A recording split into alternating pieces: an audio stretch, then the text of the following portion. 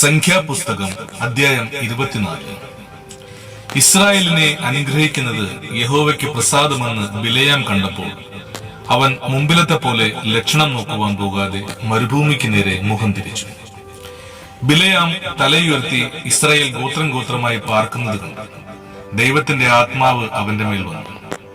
അവൻ സുഭാഷിതം ചൊല്ലി തുടങ്ങിയത് ബയോരിന്റെ മകനായ ബിലെയാം പറയുന്നു, കണ്ണടച്ചിരിക്കുന്ന പുരുഷൻ പറയുന്നു, ദൈവത്തിന്റെ അരുളപ്പാട് കേൾക്കുന്നവൻ, സർവശക്തിയുടെ ദർശനം ദർശിക്കുന്നവൻ, വീഴുമ്പോൾ കണ്ണു തുറന്നിരിക്കുന്നവൻ പറയുന്നത്, യാക്കോബേ, നിന്റെ കൂടാരങ്ങൾ, ഇസ്രയേലേ, നിന്റെ നിവാസങ്ങൾ എത്ര മനോഹരം! താഴ്വര പോലെ അവ പരന്നിരിക്കുന്നു. നദീതീരത്തെ ഉദ്യാനങ്ങൾ പോലെ, യഹോവ നട്ടിരിക്കുന്ന ചന്ദന വൃക്ഷങ്ങൾ പോലെ, ജലാന്തികയുള്ള ദേവദാരുക്കൾ പോലെ തന്നെ. അവന്റെ തൊട്ടികളിൽ നിന്ന് വെള്ളം ഒഴുകുന്നു. അവന്റെ വിത്തിന് വെള്ളം ധാരാളം. അവന്റെ അരജൻ ആഗാഗിലും ശ്രേഷ്ഠൻ, അവന്റെ രാജ്യത്വം ഉന്നതം തന്നെ. ദൈവം അവനെ മിസ്രയീമിൽ നിന്ന് കൊണ്ടുവരുന്നു. കാട്ടുപോത്തിന് തുല്യമായ ബലം അവനുണ്ട്. ശത്രുജാതികളെ അവൻ തിന്നുകളയുന്നു. അവരുടെ അസ്ഥികളെ അവൻ തകർക്കുന്നു. അസ്ത്രമേത് അവരെ തുളയ്ക്കുന്നു. അവൻ സിംഹം പോലെ പതുങ്ങിക്കിടക്കുന്നു. ഒരു സിംഹി കണക്കെ തന്നെ. ആർ അവനെ ഉണർത്തും? നിന്നെ അനുഗ്രഹിക്കുന്നവൻ അനുഗ്രഹിക്കപ്പെട്ടവൻ, നിന്നെ ശപിക്കുന്നവൻ ശപിക്കപ്പെട്ടവൻ. അപ്പോൾ ബാലാക്കിന്റെ കോപം ബിലെയാമിന് നേരെ ജ്വലിച്ചു.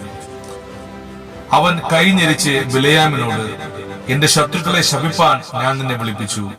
നീയോ ഇവരെ ഈ 3 പ്രാവശ്യവും ആശീർവദിക്കുകയത്രേ ചെയ്തിരിക്കുന്നു. ഇപ്പോൾ നിന്റെ സ്ഥലത്തേക്ക് ഓടിപ്പോവുക. നിന്നെ ഏറ്റവും ബഹുമാനിപ്പാൻ ഞാൻ വിചാരിച്ചിരുന്നു, എന്നാൽ യഹോവ നിനക്ക് ബഹുമാനം മുടക്കിയിരിക്കുന്നു എന്ന് പറഞ്ഞു. അതിന് ബിലെയാം ബാലാക്കിനോട് പറഞ്ഞത്, ബാലാക്ക് തന്റെ ഗ്രഹം നിറച്ച് വെള്ളിയും പൊന്നും തന്നാലും യഹോവയുടെ കൽപ്പന ലംഘിച്ച് ഗുണമെങ്കിലും ദോഷമെങ്കിലും സ്വമേധയായി ചെയ്യുവാൻ എനിക്ക് കഴിയുന്നതല്ല. യഹോവ അരുളി ചെയ്യുന്നത് മാത്രമേ ഞാൻ പറയുകയുള്ളൂ എന്ന് എന്റെ അടുക്കൽ നീ അയച്ച ദൂതന്മാരോട് ഞാൻ പറഞ്ഞില്ലയോ?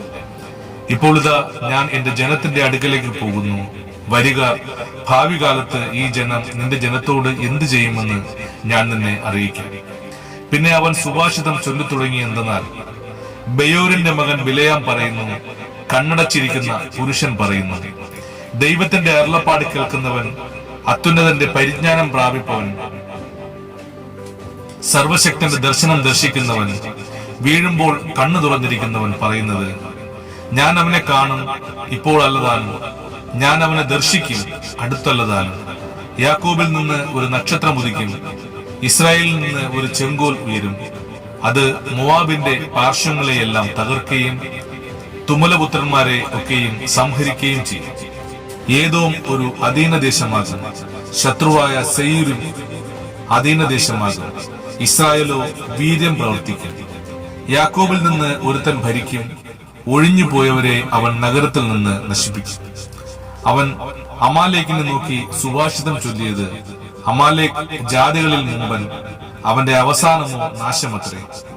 അവൻ കേന്യരെ നോക്കി സുഭാഷിതം ചൊല്ലിയത്, നിന്റെ നിവാസം ഉറപ്പുള്ളത്, നിന്റെ കൂട് പാറയിൽ വച്ചിരിക്കുന്നു. എങ്കിലും കേന്യന് നിർമൂലനാശം ഭവിക്കും.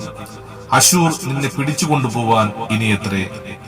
പിന്നെ അവൻ ഈ സുഭാഷിതം ചൊല്ലിയത്, ഹാ, ദൈവം ഇത് നിവർത്തിക്കുമ്പോൾ ആർ ജീവിച്ചിരിക്കും? കിത്തീം തീരത്തു നിന്ന് കപ്പലുകൾ വരും. അവ അശൂരിനെ താഴ്ത്തും, ഏബേരിനെയും താഴ്ത്തും. അവനും നിർമൂലനാശം ഭവിക്കും. അതിന്റെ ശേഷം ബിലെയാം പുറപ്പെട്ട് തന്റെ സ്ഥലത്തേക്ക് മടങ്ങിപ്പോയി. ബാലാക്കും തന്റെ വഴിക്ക് പോയി. ആമേൻ.